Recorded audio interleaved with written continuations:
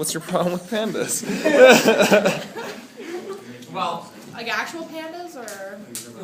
not like, there's no sports team called the Pandas. What do you mean actual pandas? No, it's just like, I mean, they're popular like in culture, like cartoons and art and stuff. Oh, like cartoon that, pandas? so. I don't have any problem with them. They're So cute. just real pandas. Like, Yeah, so the problem with animal. pandas, there's a number of problems with them. When I say I have a problem with them, and they should be extinct, as I was saying earlier, what I mean is that I'm just shocked that they still exist. Because here's how they work, right? I've seen pandas. Okay? I've seen them eye to eye. They don't care about me, and I return the favor. So one of the problems with pandas is their diet, right? What do they eat? One food. They're called univores, right? The one food they eat is bamboo. And bamboo is incredibly nutrition, what's the opposite of dense? Vacant. Huh? Vacant. Undense. I like that. See? That's a great word, right? Undense. Writing's hard. Okay, so bamboo is very light on nutrition, and it also shreds your throat. So pandas have to have this triple thick throat in order for them to eat the bamboo. But because it's so poor nutrition, they have to eat for like 8 hours a day just to survive to the next day. Okay? That's already a pretty huge defect.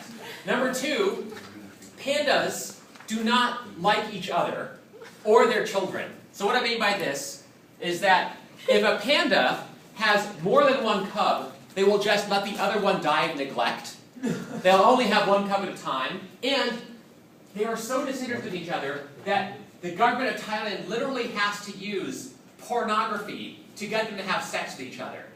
They have to show pandas videos of other pandas doing it to encourage the male panda to want to have anything to do with the female panda.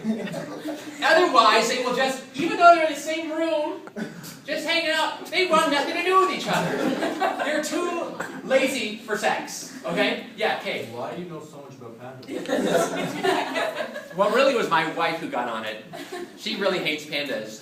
I mean, another thing is that every panda, you have to buy them from the Chinese government, and so you have to send them millions of dollars every year for the honor of having one of their dumbass animals napping in a glass cage in your room, right? Another problem with pandas, you can't take flash photography of them. Their eyes close so slowly that the blink will cause the flash will cause them pain, right? So you're not allowed to photograph a panda because they can't blink fast enough. That's how idiotic these animals are. She actually has a list of 7 reasons my wife has found for why pandas should no longer exist. But they are very cute, though. And I will admit that. But I don't remember the other 4 reasons. Have I given 3? I've given 3, I think, yeah. They don't like sex. They don't like their kids. The bamboo thing. And the flash photography thing. Yeah. I think it takes them like 15 months to have a kid, too. Oh, they're just... What a wreck, right? Pandas. Okay, so now let's get to Peter Singer. Okay. Oh, licorice is dynamite.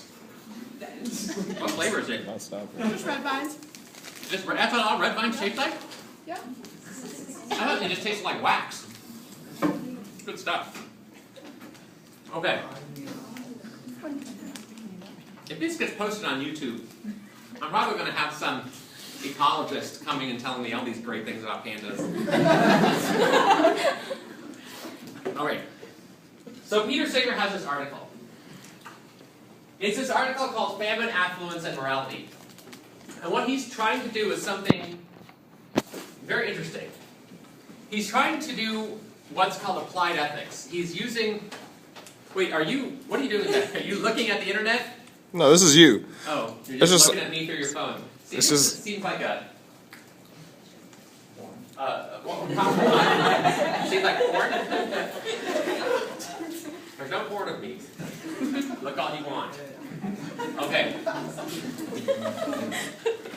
Anyway, Singer is trying to show you that if you start with some very basic assumptions, you can get to some pretty surprising conclusions. So, at the beginning of the article, Singer makes an assumption and presents a principle, which I'm calling Singer's principle. So, he begins with an assumption and he has a principle. What is the assumption? And what is the principle?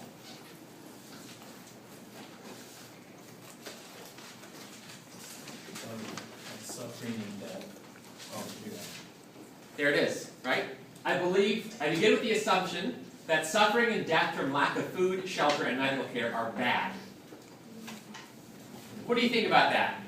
That strike you as plausible? That starving to death is bad? That dying from exposure is bad? You could have used a better word, I think. That bad? What's wrong with bad? Because if I get shot in the head, that's bad too. He would agree with that. Yeah, but So you could have used a better word. he's using bad because there's two concepts here. There's good and bad and right and wrong. Okay?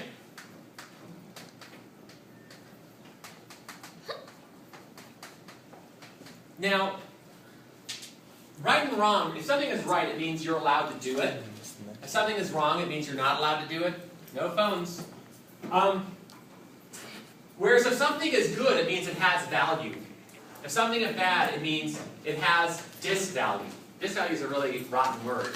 But badness has to do with like something, a kind of thing you don't like existing, right? And something is bad if like lots of people don't like it. That's often bad. But notice Singer isn't saying objectively bad or objectively good. In fact, he thinks, I think most people will agree about this. I shall not argue for this. People hold all sorts of eccentric positions, and perhaps some of them, and perhaps from some of them, it would not follow that death by starvation is in itself bad. And he says, I'm not going to argue with you if you don't think these things are bad. So even if you like don't believe in morality, even if you don't believe there is a right and wrong or a good and bad, you still have to act. You still do stuff.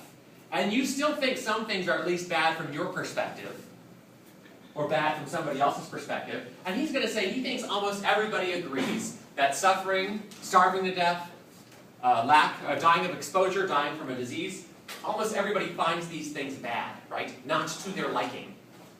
And not only not to their own liking when it happens to them, but most people think it's bad when it happens to somebody else.